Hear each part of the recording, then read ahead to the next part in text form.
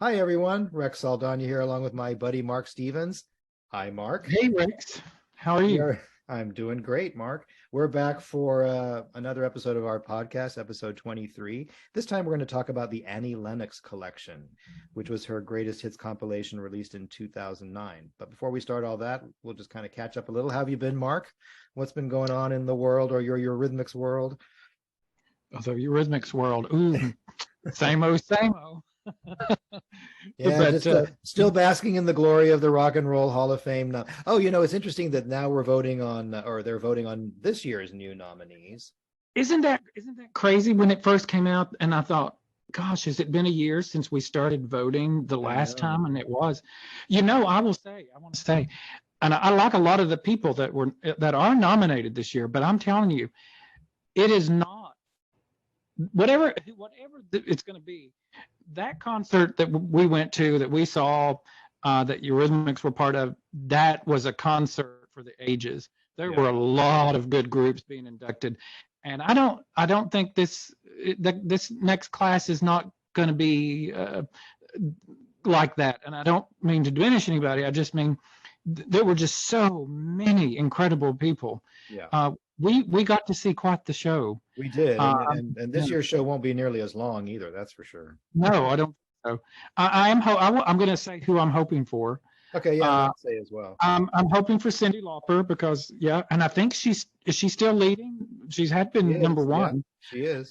which is kind of a surprise in a way to me, because she's kind of like Eurythmics. She's not necessarily completely in the public eye all the time, and I've followed her all these years, Hmm. but and love her. And of course, Kate Bush. I'm thinking, okay, people, you have to put Kate Bush in. I'm sure last year, after what happened with her, monumental, amazing success because of the TV show, Right. that they were saying, man, we really wish we'd put in Kate Bush because can you imagine her part of that other lineup?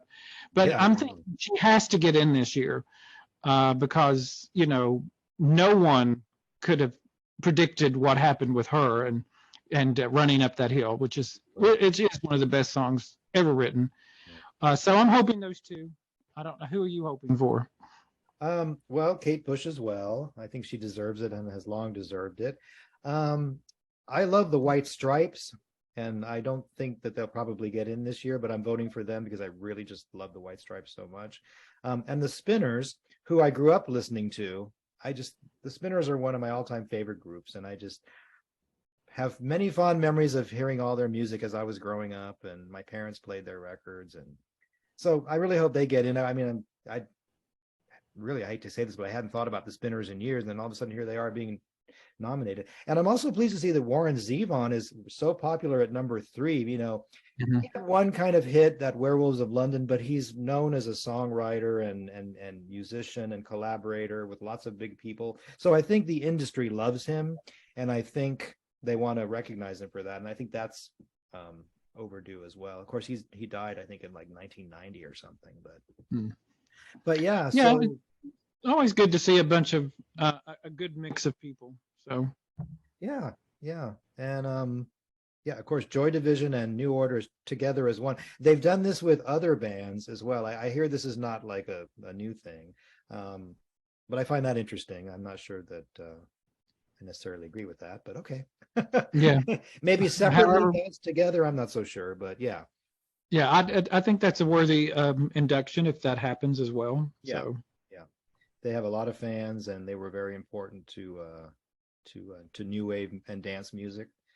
So yeah, it's an interesting lineup, and I have to say I'm more interested in it now that my favorite band has gotten in there. yeah, there's no pressure. Right, right. Not that there was supposed to be pressure on us, but yeah, I kind of felt that over the years. Once they were nominated once and didn't get in, I'm like, what? Yeah. So And of course, this year is the 40th anniversary of Sweet Dreams, so we're all wondering if Sony Music is going to do anything to commemorate that, any kind of special releases. We've heard nothing. Who knows? But we'll see. no, we've not heard it. Well, I'm hoping so. I think it's an opportunity that they shouldn't be looked over, and there's so many great opportunities, great things they could do. I mean, even if, what was they did something with a charity a few months ago where a special blue vinyl for Sweet Dreams. I mean, just things like that, if nothing else, I'd love, some music we may not have heard, or some remasters we don't have, lots of opportunities out there. But I'm just thinking, Sony, come on. Yeah, it'd be nice to maybe have like a deluxe reissue of the album, like maybe in a box set, maybe the same album that was released a few years ago remastered, with maybe an additional vinyl with some rarities, from that period, and then perhaps a remastered Blu-ray of the Live from Heaven concert, all in one little package. Oh, that'd be, there's songs that weren't on that original concert. If somebody wants to let me in into the archives, I will find all these things and let them know about them. I know anybody who wants to do that. I think the fans are better equipped to do this than the people actually doing it. I wonder if record labels ever do go to fans and say, can you help us? What do you want? What are we missing? Yeah. Because I think, we have a different viewpoint than even the artist does, because they look at this differently. They, and we've talked about that before on podcast, it's a different kind of thing, but we are the consumer. So we do know sort of what we're wanting to do, what we've got out there. But hey, here's hoping, if Sony's listening. Yeah. Well, we know that the label, reaches out to the fan sites and stuff now and again, but I just think there's so much more that fans can offer them. Just in the simple thing like timelines. I mean, you'll be listening to an interview where Dave or Annie is saying, and we think this was in 1987, but we all know it was 1989, or we all know it was 1985 or whatever. We just know, we know. And it's things like that I think are valuable, like pinning down times and I think a box set in a heart-shaped box would be so super. I mean, it would just it's ready made for that. It would be so beautiful. And that would have been great for Valentine's Day, huh? Hello. That would have had to have been planned last year, Yeah, well, it'll work anytime. But anyway, this podcast, this is the first for us on this podcast. We have never done a podcast specifically about the music of Annie Lennox. We've done Eurythmics. We've had an interview with Dave, of course. But just talking about an Annie Lennox album, we've not done that yet. And how many we're in? We're 23. Is that what you said? Yeah, 23. Yeah, well, I think we're going to branch out and discuss Dave Stewart albums, Annie Lennox albums, it's obviously the natural thing to do. Will we ever run out of topics to discuss? I don't know. No, we will not. We will not. We will minute detail we can discuss about Eurythmics. We've discovered this over the years. So I know nobody can see this, but I'm holding up the vinyl edition of the Annie Lennox Collection. Of course, the Annie Lennox Collection came out in 2009.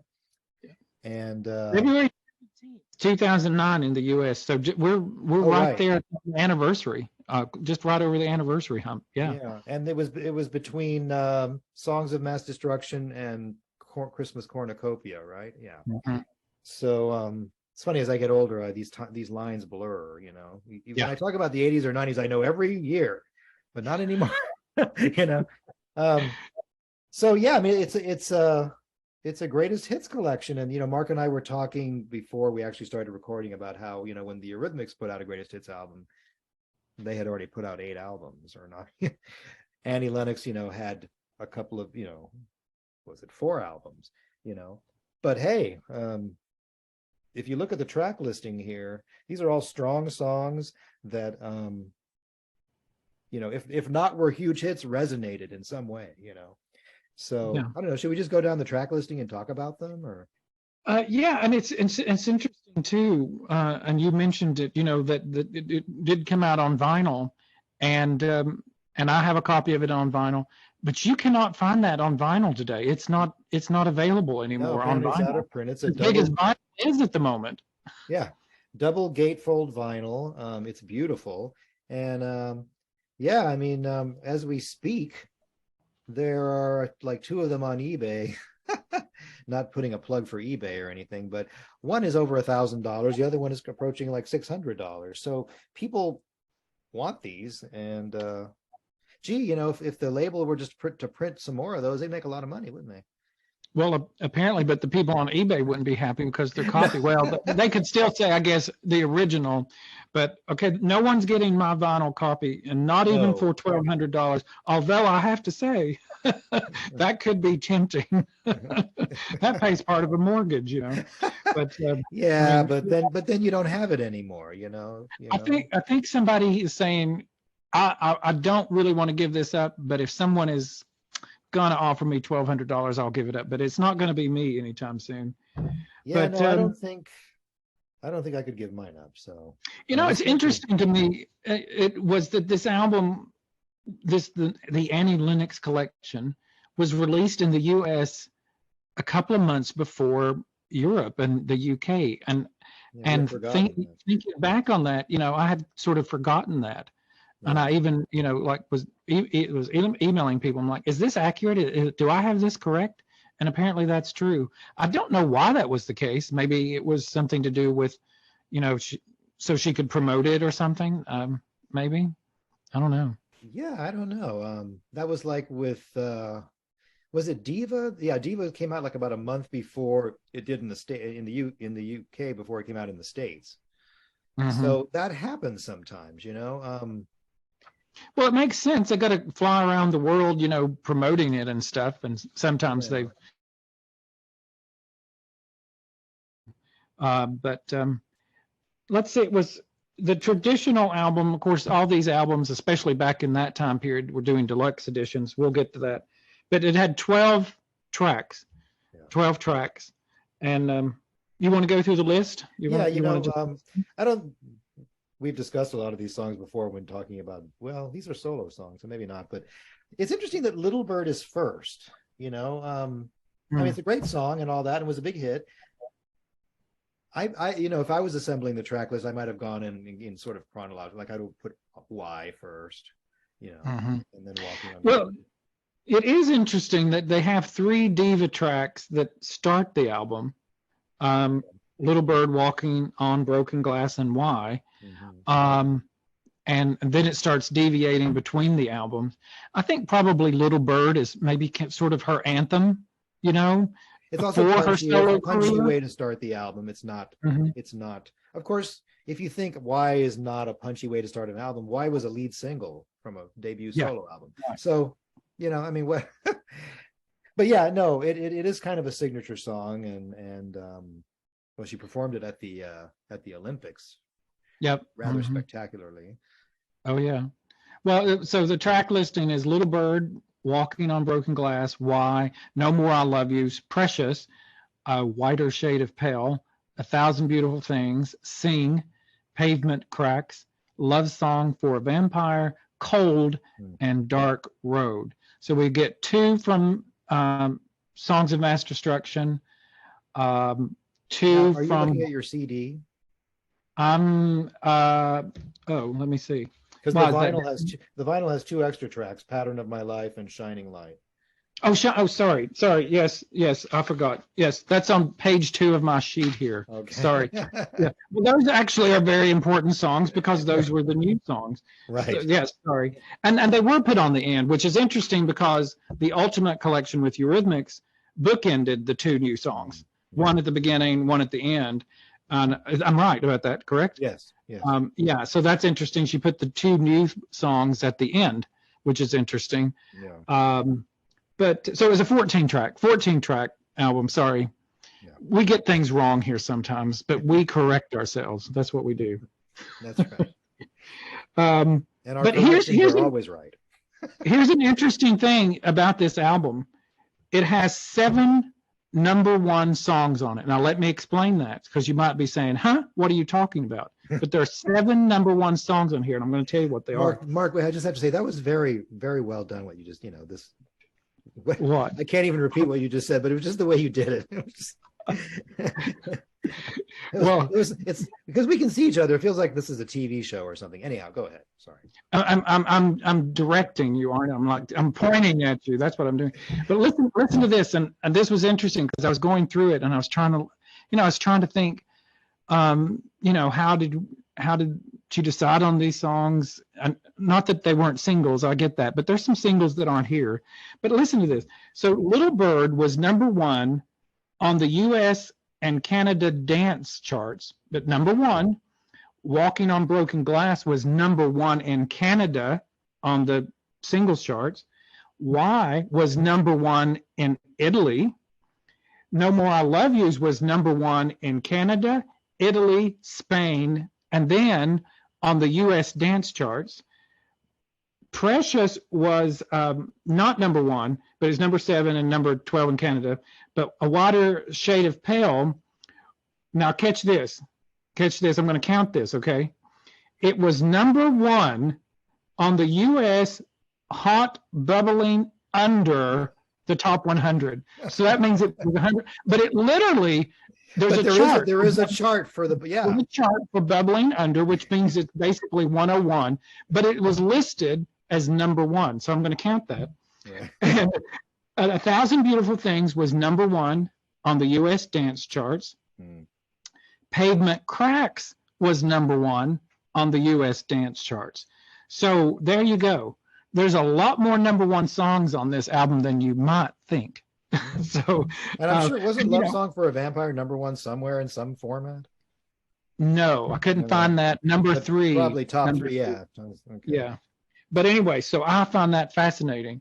Yes, that is fascinating. Thank you for that. And the different countries that it was #1 in, and Diva was really huge in Italy. I mean, you go through some of the other singles, and it was really big there.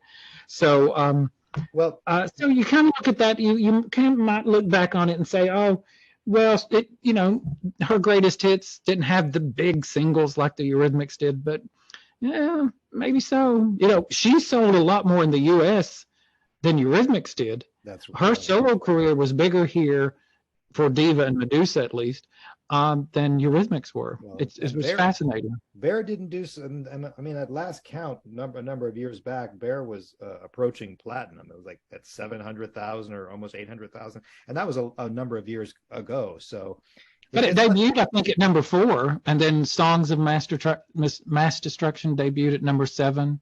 Mm-hmm. So she was still bringing in that, at least that initial. And Nostalgia did so well on the jazz chart, staying in there for a year, and then even came back at some point later. It was resurfaced on the jazz charts.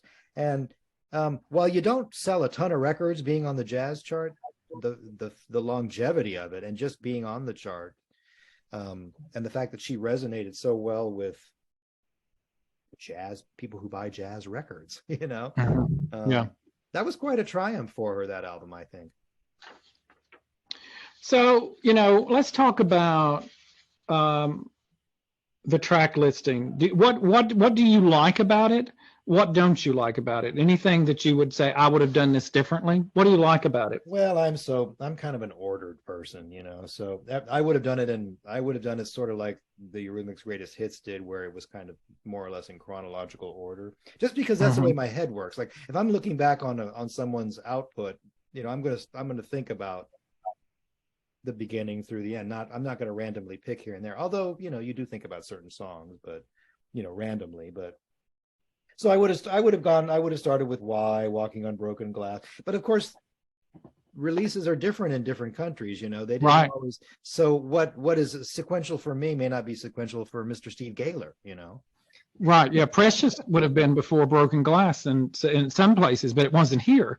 Yeah. So we're kind of accustomed to, what was it here, but right. I think, having said that, I don't have a problem with the way I do like the show. I do like kind of a good shuffle, if you want to know, my partner Dave hates it when we're listening to an album in the car and I shuffle an album and we don't listen to it in sequential order. But I say, if you know an album well enough, it's okay to do that. Yeah. So this album debuted I shouldn't say debuted, but it reached #2 in England, #2 in Scotland. number 3 in Ireland, 4 in Italy, 4 in New Zealand, 4 in Norway, 7 in Croatia. But in the U.S., it topped out at 34. Although now this is interesting, U.S. top rock albums number 12. So that's odd to me too, because I don't think people really think of Annie Lennox's solo career as rock, but these are the way music wants to divide you in certain ways. But no, did very well, went platinum. Right, exactly. You're right about the divide. Did very well.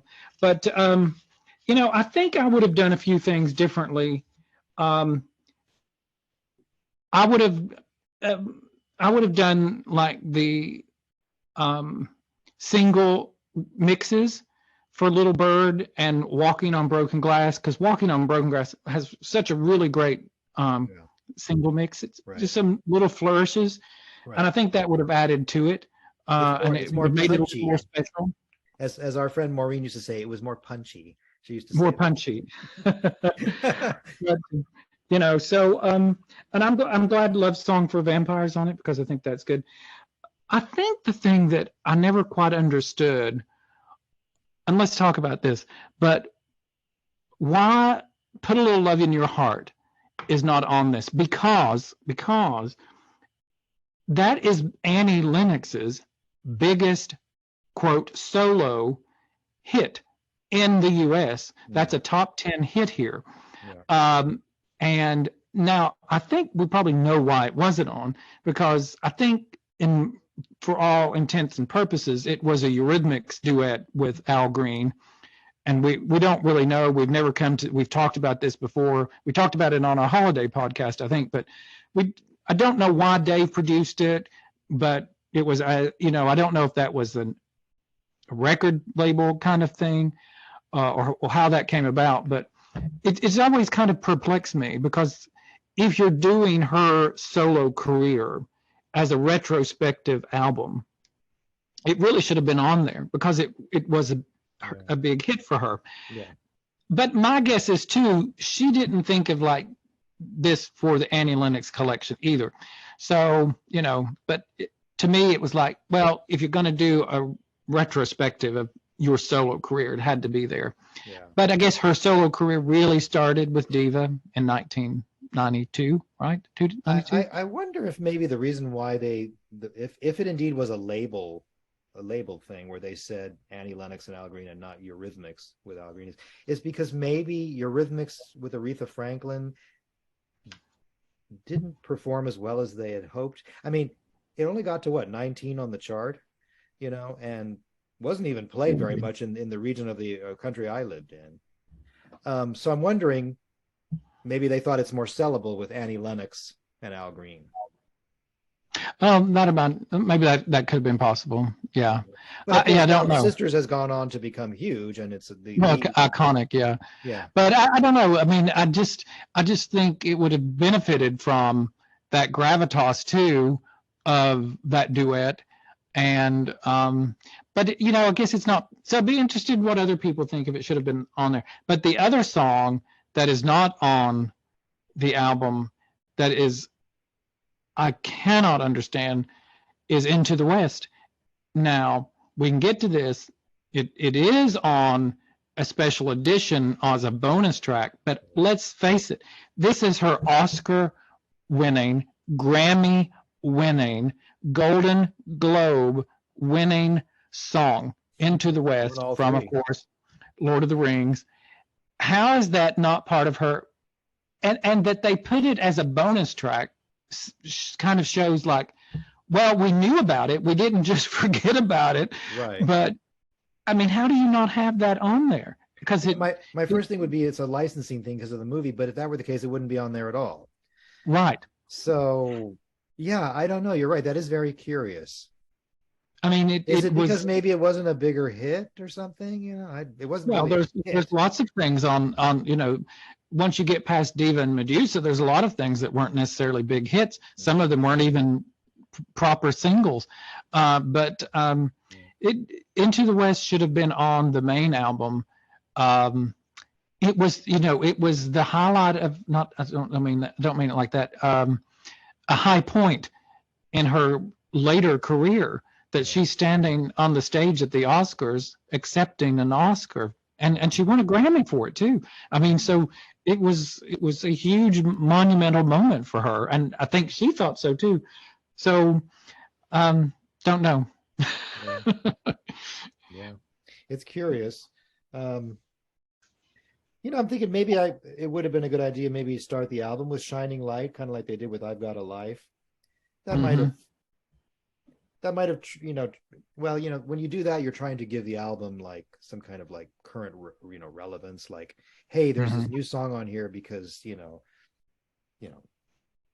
but there's also a greatest hits going with it. But I don't really think, I mean, she recorded 2 new songs, but I don't know that it was necessary. It was to help sell the album, but not necessarily to propel some kind of an image, like I don't even know what I'm trying to say now. Like, this is the path I'm going on, or you know what I mean? Or like a tour or something, like maybe here's a couple of new songs because I'm going to go out on the road and do all these old songs, but here I'm going to have a couple of new ones too. Like so many artists do, but that's not what that was about. So yeah, and so the 2 songs, of course, Shining Light, which was a cover from an Ash cover, and Pattern of My Life, which she renamed and was a song originally called Closer Now by Keane. It was a B-side on and she apparently asked, could I rename it Pattern of My Life? And so I think that the lyrics are very, very much Annie Lennox. I think both these songs fit her style very well. Definitely. And I like them both. It's interesting, this album got delayed a few months because she hurt her back in Mexico. Remember that? Right. And it was supposed to come out a few months before, but she hurt her back and she couldn't do the promotion and stuff, so they had to move it. And years ago, you could find that both those songs had slightly different versions that was going to be released originally, slightly different versions, which I've always liked. I've heard them, but they never came out officially. And Shining Light had a really cool piano intro, and I think they brought in Steven Lipson, and he kind of like tweaked them a little bit. And Pattern of My Life had an interesting intro with Amy, and where Annie was sort of doing sort of vocal hijinks or whatever you might call it. So that was interesting that there was a little bit of change just because there was a delay there, and they kind of tweaked it a little bit more. Yeah. But and they both had. Well, let's talk about that. So this album had a special edition with a DVD, so that had her videos on it. But what's not on that video is "Love Song for a Vampire," and it originally was supposed to, because the early press on it listed it, but it ended up not being on it. And I'm assuming, did we ever hear officially? Was it some sort of licensing agreement or something? It must be that. I don't remember, but it must be that. It's always a licensing thing when it comes to music and movies. Now you and I bought something recently, and I don't think we've talked about this on a podcast, but there was a special edition of Bram Stoker's Dracula. What was it? 4K? 4K, right. Yeah, special edition 4K with her music video on there. The first time they've had several special editions of that movie over the years, but this is the first time they've had the video on it. But you were disappointed. Talk about that. The video was not remastered at all, and frankly, it looked terrible. I mean, I have better looking copies that I've recorded off the television that look better than the video they gave us on this thing, which is amazing to me that you're going to put this on a 4K disc, and promote it that it's on. I mean, wait a minute, I could be wrong. There might be 2 discs, and there's a 4K disc and a Blu-ray as well. A lot of 4K discs come with a Blu-ray as well. So it does, but it's on the 4K disc. Is it actually on the 4K disc? Yeah. I was gonna say it might be on the. Yeah, it's on the 4K disc, not even in high definition, like in standard definition. Like we're talking old school, And I And don't that was very understand that. disappointing because that was the main reason I was excited because, That was the only reason I bought it. only half the movie is good, Yeah. Well, Rex. half the movie is good, and then the credits when you hear Annie Lennox, Right. It comes back to being good at that point. But I mean, breathtakingly good for the first hour, and then all of a sudden it just falls apart. But anyway, that's a whole different story. But that's a whole different podcast. That's a whole movie podcast. But it did have this DVD of her videos, with the exception of Love Song for a Vampire. And there was a little bit of controversy with that too, because the DVD, sort of like what we were just talking about, didn't live up to our expectations in quality. Right. And that they weren't remastered. And I don't even know if that, I don't know that people were necessarily, quote, remastering videos at that point in that sense. That's a good point, yeah. But it didn't look as good as it should. I mean, we were accustomed to Eurythmics' greatest hits, and how good that looked, and Ultimate Collection on how good that looked. And one could say those look better than the videos on the Annie Lennox Collection did. Those older Eurythmics videos look better than that. And I remember at the time that Annie actually sort of brought somebody from the record label kind of up front and said, well, you can talk to him, and you could actually email someone at the record label. And I remember I did. And I said, I don't understand how you put something out from someone who is so famously known for her videos. And the videos don't really look as good as they should on the DVD. I'm grateful to have the DVD. That's cool. But they didn't look as good as they should have. And I think maybe it was the time period. It was the time period where YouTube was getting really big, and people were watching things on their smartphones and all that kind of stuff. And maybe the idea was, well, it's good enough for that. Right.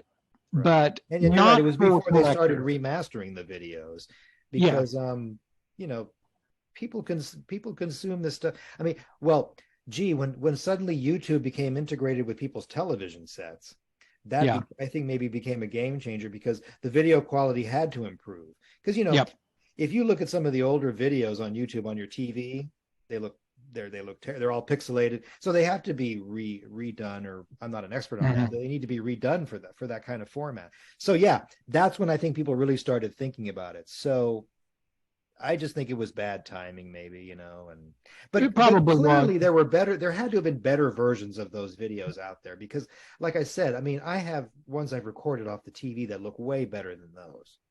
I would rather watch my videotapes than watch that disc. Yeah, the one that struck me was Little Bird, and it just didn't look good enough. It didn't look, it didn't, and it's such a good video. It's such a good video. Right. And you really wanted to watch that, and it just, like you said, I had better versions that had been recorded on VHS. Right. And of course that was the disappointing thing, because Little Bird was never included on the 2 Diva video albums. There was Diva, the video album, then Totally Diva, but Totally Diva still didn't have Little Bird on it. And you could argue that the video clips on Totally Diva or Diva look better than the ones on. Oh, they do. They DVD. absolutely do. Yeah. And so that was kind of a strange thing. But hey, let's talk about. It did have the video album did have Something So Right and Waiting in Vain on it as well. And Waiting in Vain is such a great video. Man, that's a great video. I don't really know why Waiting in Vain and Something So Right were not included as audio tracks on the album. They were singles. They certainly could have been. You could have included the Something So Right that had Paul Simon on the vocals. So that would have been a cool thing to have on the album. But, we don't make these decisions. But we should talk about the 2.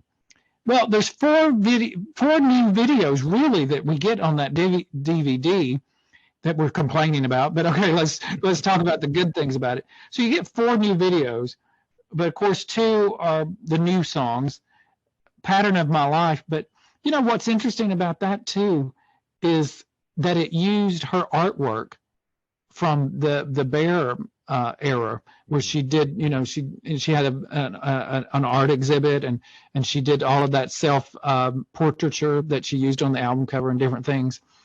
And so they used that. And I thought that was a cool way to use that. Yeah. And it also wasn't that around the time she was doing those sort of like not, they weren't really paintings, but they were more like photo collages. Yeah. And she Hmm. was selling a lot of those lithographs on her website and stuff that Yeah. So it's kind of neat like that. so I think But that was in that she was in maybe in that frame of mind for that video, you know. And also but it's an easy, probably easy video to do because you don't actually have to like film. mhm. You know, you've already got the images and you're just manipulating them. But the Shining Light video, man, that's one of Well, the best videos. I mean, I that's know, one and of her better videos. It's hilarious. surprisingly that I'm surprised that wasn't bigger, to tell you the truth. I mean, I thought that Yeah, would that seemed like it would be tailor made for VH1 or something, you know. yeah, that people would be talking about it. Right. And And that people would like it, you know, like the song too. People that I played I the song for liked it. yeah. Well, I had I have a younger friend of mine. He's 20 years younger. One of our best friends, but he's younger than we are, so he didn't grow up with Annie Lennox, and he loved Shining Light. He would go play it for people his age, and at the time I think he was like in graduate school or something, and and people really liked that song. But I remember him watching the video, and again, he didn't grow up with Annie Lennox. He didn't realize. I guess we should say here, she she plays all the people in her band, the singer, the drummer, the keyboardist, et cetera, the guitarist, and they're all in different costumes, but it's all Annie Lennox, of course. If you haven't seen it, you must go right now to YouTube and look at it. But Right. he didn't realize that it was different people playing Annie Lennox. I mean, it was Annie. Oh, He didn't realize that it was Annie Lennox playing all the characters, I should say. and so that was your opportunity to introduce him into all the Eurythmics videos of all the various Oh disguises yeah, and yeah. ways you could. So yeah, he was totally surprised by that. But it's so she does that. She did that so well. It's so funny, and she really breathed life into each one of those characters. Mhm, And mhm. and The what a one who's great like way to do that. the one who's like chewing gum, kind of nonchalant. Yeah, yeah, the good, yeah. And of Just course, we should say point out the whole thing is very Go-Go's ish. You know, it has a very mhm, Go-Go's look to it. I don't know if yeah. she was like paying homage to the Go-Go's, but there were some similarities there. You know, Well, the all-girl band, so yeah. that kind But of I thing. mean, you know, it's yeah. So And again, she did what she did with that song, what she did with No More I Love Yous. Uh, the original songs, both of those, are so different, right. totally different. Um, you know, from vocal delivery, everything. And man, she made that a pop tour de force. What a great song, Shining Light is. I mean, you Yeah. can't not put that on and be a happy person. Right. And just, it's such a great song. I remember But having some people over one time and I turned it, and you know how it just starts all of a sudden, you know, with Roma yeah, Candle. I mean, almost everybody in the room was like, they all just like stood at attention, like, what's this? And then uh-huh. the Yep. conversation stopped and they were like, what is this? You know, Yeah. and you know, Should have been commanded bigger. attention. But you know, Yeah, she but did the same thing with No More I Love You. She turned a decent pop song into a pop masterpiece, you yeah, know.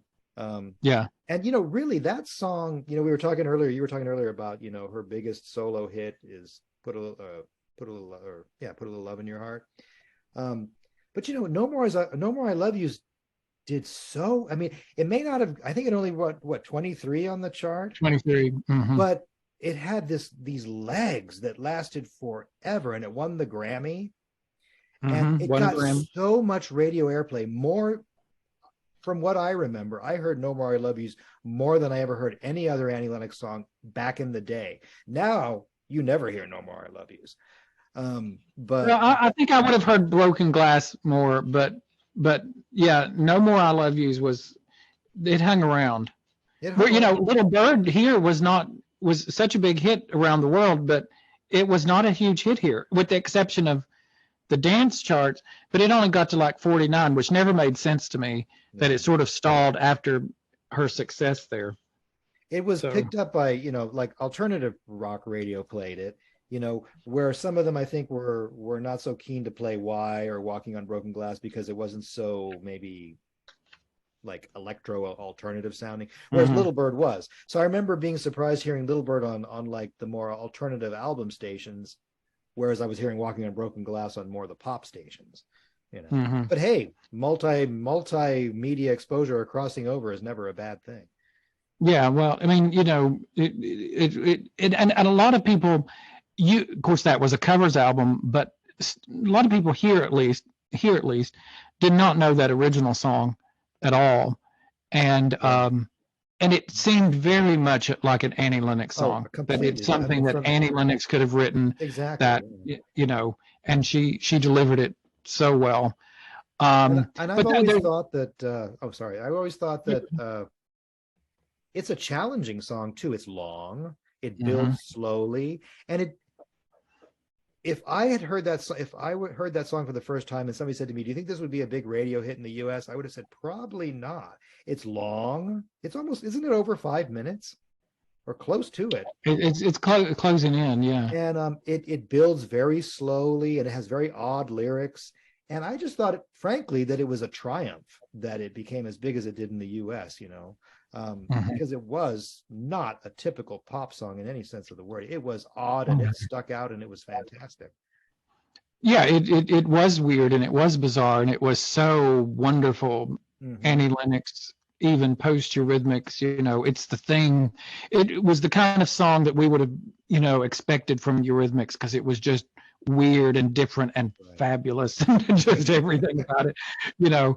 And yeah, just and it it it resonated, but I think like a lot of her things, maybe it resonated, but sort of slowly. It kind of moved around, and it wasn't all at once with a lot of her solo stuff, but it hangs around, and different people discover it at different times, and It's like yeah, Winter Wonderland, yeah, non-existent early on, and then became huge. Although we have heard from some fans that it got a lot of airplay in certain markets. I was in the San Francisco Bay Area market, and tell you, I didn't hear Winter Wonderland all that much when it was first released. But then, of course, then what became number one Christmas song for several years in a row for a while there. yeah, I weird, love that when songs build slowly, or they discover it over time. yeah. Well, Kate Bush can tell you all about that. I wish something like But that would happen with a Eurythmics song. you never know. You never know. But anyway, there were two other videos that we got with that album that we'd never seen before. But there's a story behind that too. So we got videos for 1,000 Beautiful Things and Pavement Cracks. And she hadn't released videos from those for Bear. Now, she made videos, and you can find those on YouTube, or you used to could, and that she apparently didn't like. She wasn't happy with them. They were both made sort of, overlaying images, and it was. Wasn't she was walking down the street in London or whatever, or Yeah, somewhere in the UK for there Pavement were Cracks, and yeah, and very similar things for they seem well but done, like you know what I mean, like they were going to do something with them, or they don't seem half finished. I mean, yeah, maybe there could be some post production or whatever, but they seem like the concept is pretty much there for what they wanted to do. But like you said, I think maybe she didn't like it, or it wasn't what she wanted. but and at the time, of course,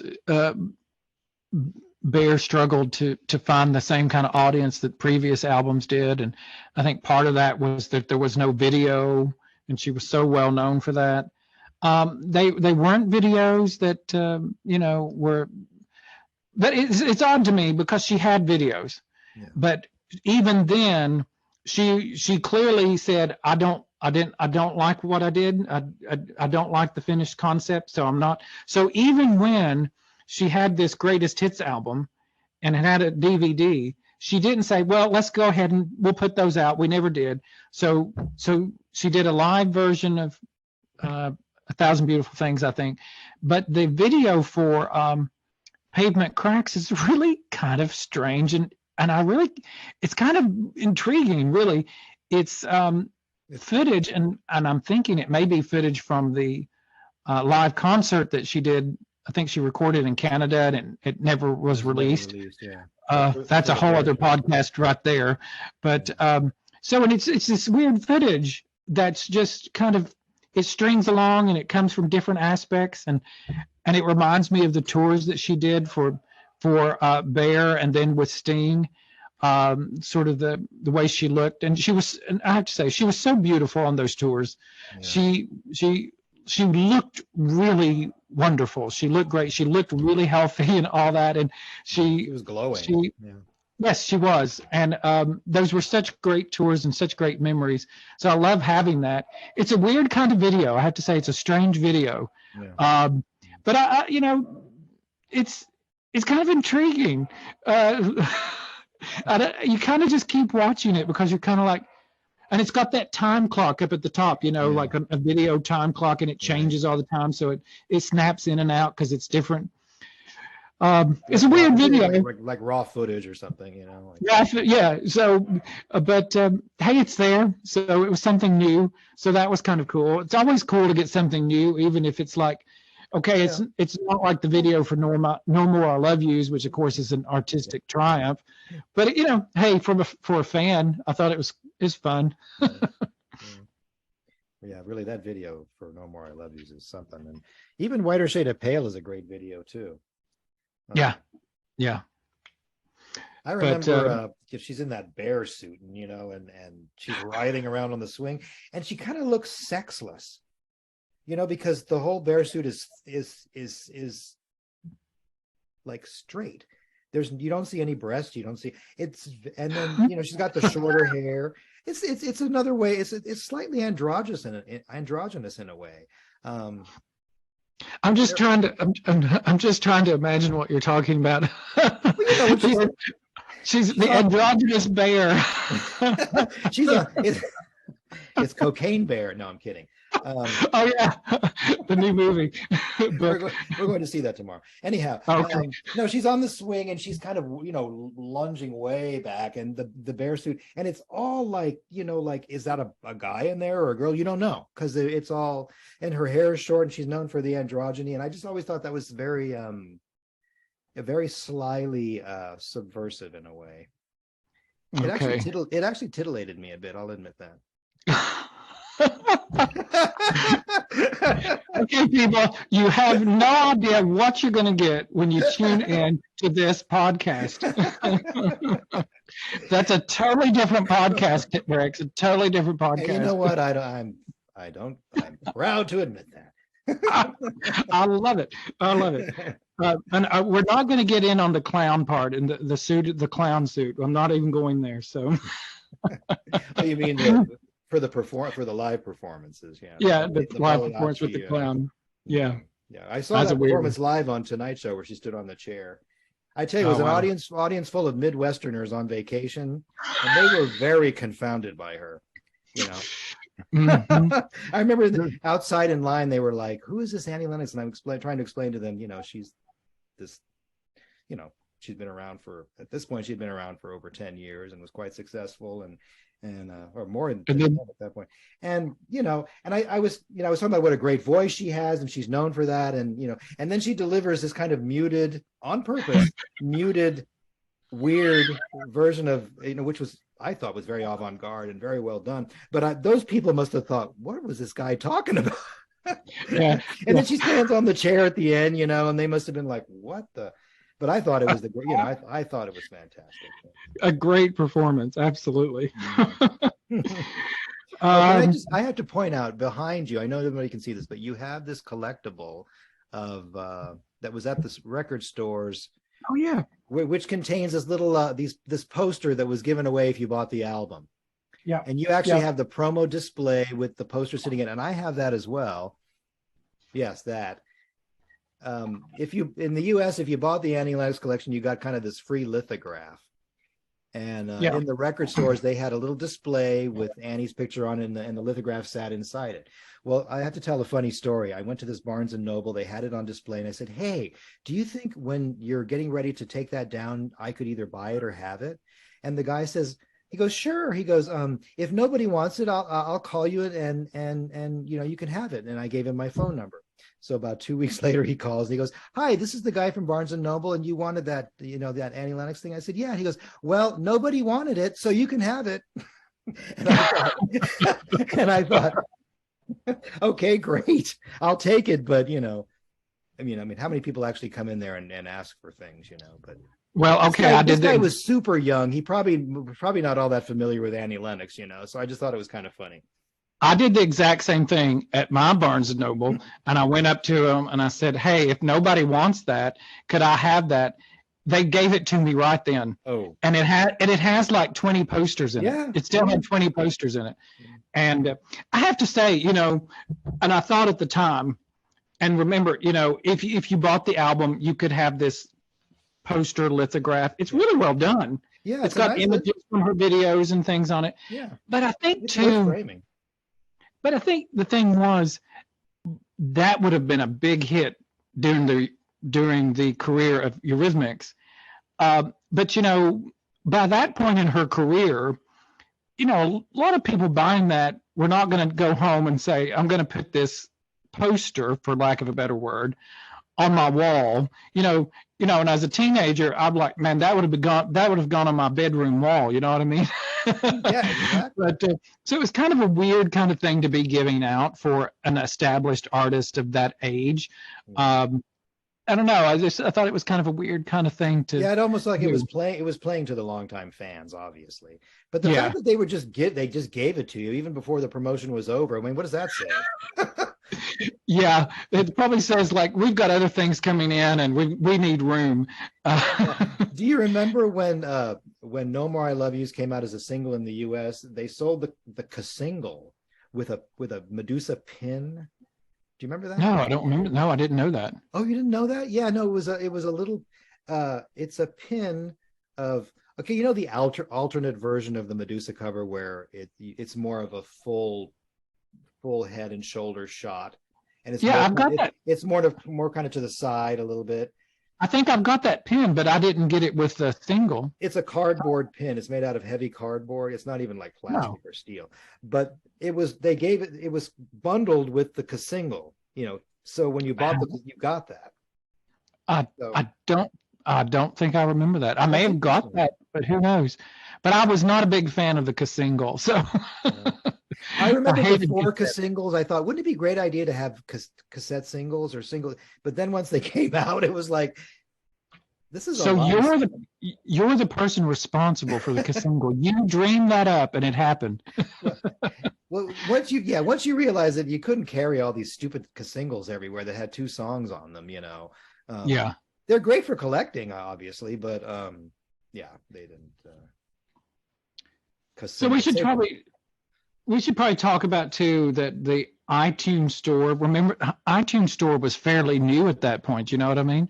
iTunes store that had two bonus tracks to the album. If you bought it, you would get acoustic versions of Broken Glass and Little Bird. They were both really good. Mhm. And then there was a special edition, limited edition, disc that you could buy. I think did it come out here? Or was it just in England that had the bone? It's just in I England, think that right? was just in England. Yeah, the only way you could get them And it here was digitally.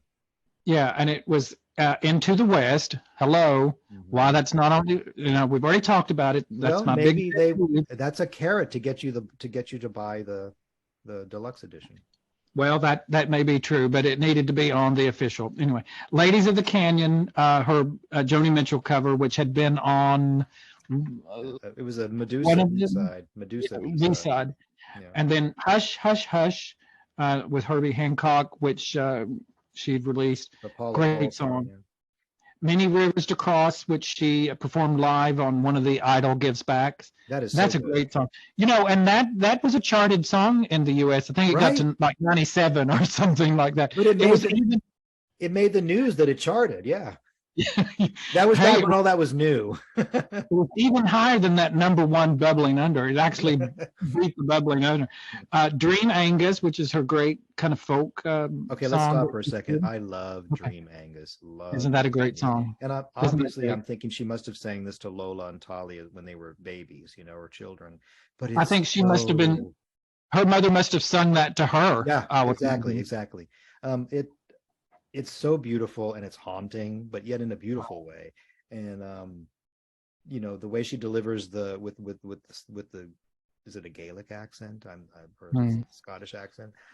It's just beautiful. And of course, I had never heard it before she put it out. No, I never heard And that. Yeah, I've now heard other versions, but it's just beautiful, just gorgeous. yeah, yeah. Anyhow, It really is, and I'm glad it's on that. Also, Mama, she has two different versions of Mama. If you look that back up during the day, that was on a compilation album, and then uh, Everybody Hurts, a live duet with Alicia Keys, and it is the bonus disc ends with Every Time We Say Goodbye, which of course is from the Red Hot and Blue album, the Cole Porter cover. I would have put Every Time We Say Goodbye on the main album. me too. Because I think that is a signature song of hers. Right. It wasn't a single, it wasn't on one of her albums, but it connected to people. Yes. And it was at that time of her solo career starting, and I would have put that on the main album because I think it should be. I think it's a signature piece from her. And I would listen to jazz music and not necessarily modern music, and who have heard that song. I've heard this from more than one person, that is amongst their favorite versions of that song is hers. And these are people that don't even listen to current popular music. And she had a great video for that too, which could have been on the DVD, which it's not. Yeah. But beautiful video. She's watching footage of the filmmaker. In fact, I just saw a recent video by a younger artist. I can't think of who it is, but they were using the same concept with the showing the film on her face. I mean, I know a lot of people have done that, but yeah, there's a great video. I would say about the duet with Alicia Keys, Everybody Hurts. It's 6 minutes and 17 seconds. I will just say this: it could have been 3 minutes, and it would have been better. Yeah, it is a bit long, yes. It's one of those things. Sometimes you can go on a little bit long, and I think that was one of the cases. It's a cool version, but I just think it went on too long. Being honest here. But it was it's overwhelming to me, actually, Rex, when I think about how long ago that album came out. Are you talking about the Annie Lennox Collection? The Annie Lennox Collection, how long ago that was. Isn't that amazing? I mean, how long ago? 14. And and she's only had a Christmas cornucopia and nostalgia since then. And this huge chunk of time that we've not had any. Well, she had that little 4-track album with the instrumentals. Shouldn't forget that.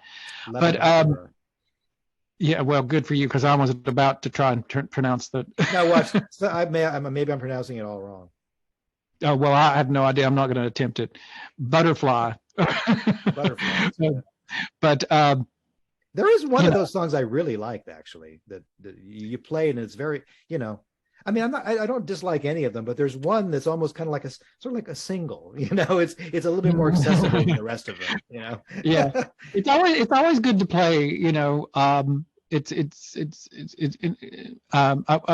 don't want to say background music. I think that's kind of rude, but it is interesting. And here's the thing.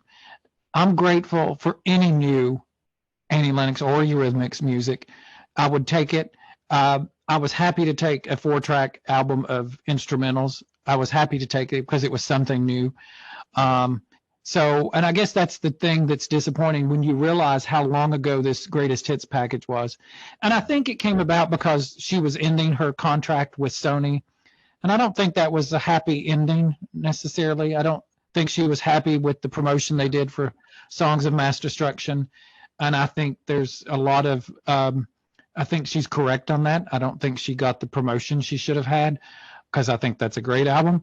Well, that's another podcast. But if you think about that, since then we've not had a lot from her, and I hate that. And I know we all really want something, and it'd be great, but we have the thing that Annie will say to people sometimes when they say, "Oh, we wish you had a new album." She'll say to them, "Well, I've got a huge catalog out there," and she does. And she does. We have to say that the Eurythmics catalog, the Annie Lennox catalog, they're big. There's a lot of songs. This collection alone, it's a good observation of that, but it doesn't keep us wanting more. Right. It's very human. We want more. The casual listener, the fans, we've digested all this stuff, so the entire catalog, we know it. But having said all that, no artist owes anybody anything, Nope. And I want an artist to make a record when they want to, because we know Annie Lennox isn't the type of record to make a record because people want her to. She'll make it because she wants to. And who knows when sparks will hit. See, I'm being all optimistic. Well, I think you have to, and I think that is correct. I think you don't know when inspiration's going to hit, and if you are an artist, I don't think you can just. She's never forced anything, and we would be wrong of us to say that she should just do it, because we have no right to say that, just as no one has any right to say to me or you what we should be doing, or and exactly. And we would love her to. And I think she can add to her catalog if she'd like. And the Rock and Roll Hall of Fame was proof positive. She still got it, and nobody watched that concert on HBO or wherever it was shown around the world and didn't think, wow, she's still got it. She's still fantastic. And so is Dave Stewart. I don't want to diminish Dave at all here. Dave and Annie, whenever they do something, they do great work. And I'm certain if something comes out, it will be great, because it always has been. And we all have different viewpoints on what's great and what's good and what we'd love to have.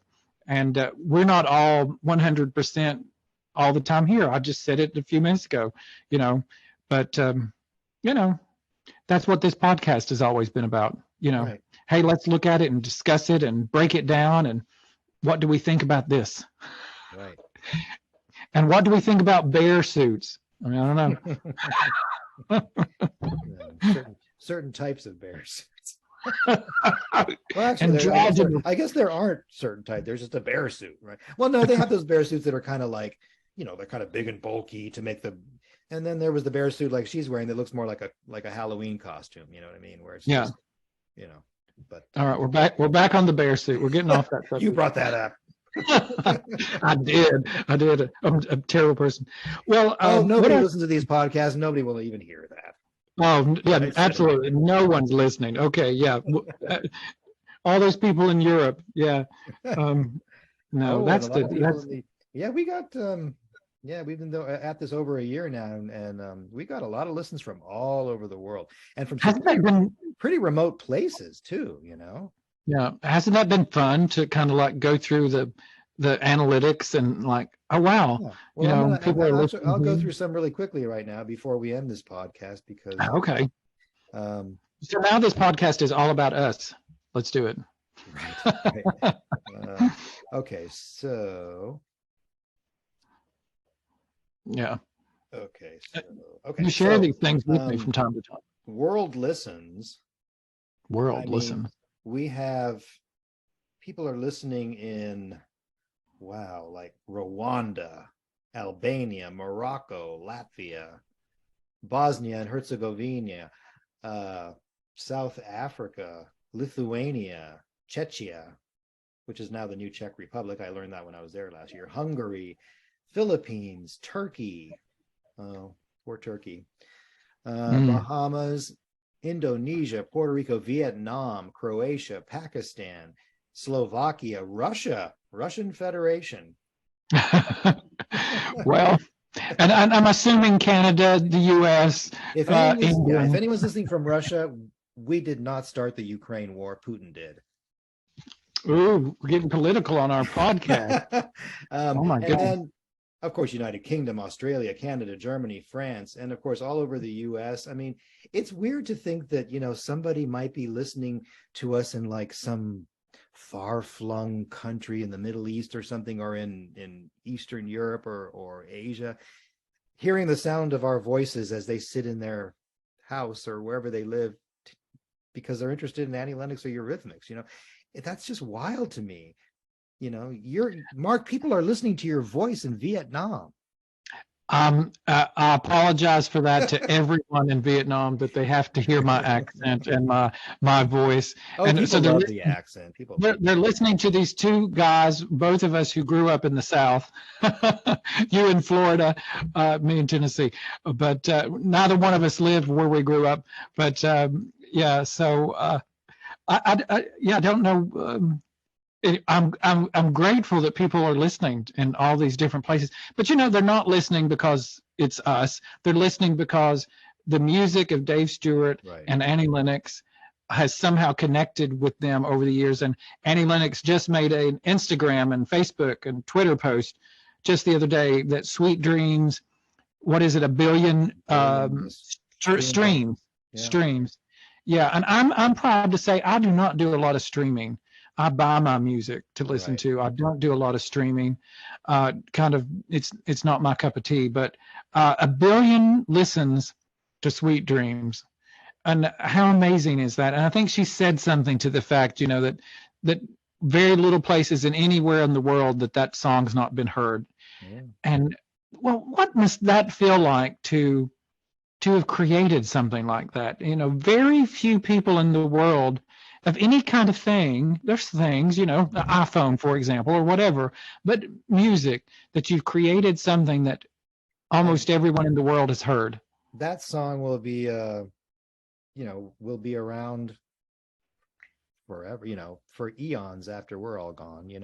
I think it'll be, it's like the songs you hear now from, that are standards from the 1800s, My Darling Clementine and all that kind of stuff. I mean, that's, that's what it is today, it's like, everybody knows it. It's going to go on forever. It'll always be, I think will always be archived and remembered. And, there's a show on the, I don't know if you've heard of it, The Orville.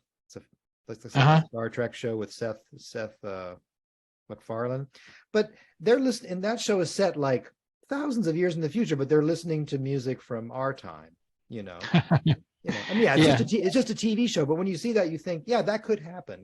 People, it can live on like that. Yeah. Well, who knows if there are other worlds with life? They may be streaming Sweet Dreams right now. We may not. That may be happening. Go and think about that, people. New podcast coming up. Aliens who are listening to Eurythmics music. Sweet Dreams is drawing alien life forms to the, because they just cannot believe that this monumental piece of music was created by the human race, and so they're just coming to either that or to enslave us, one or the other. Peace is just a word, people.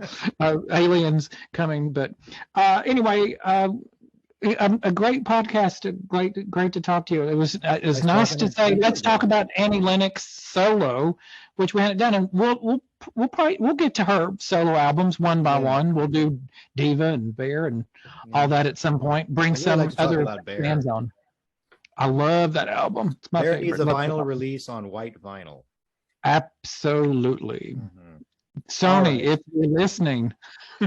Thanks everybody for listening. We'll be back again with another one soon. See you, Rex. Bye, Mark.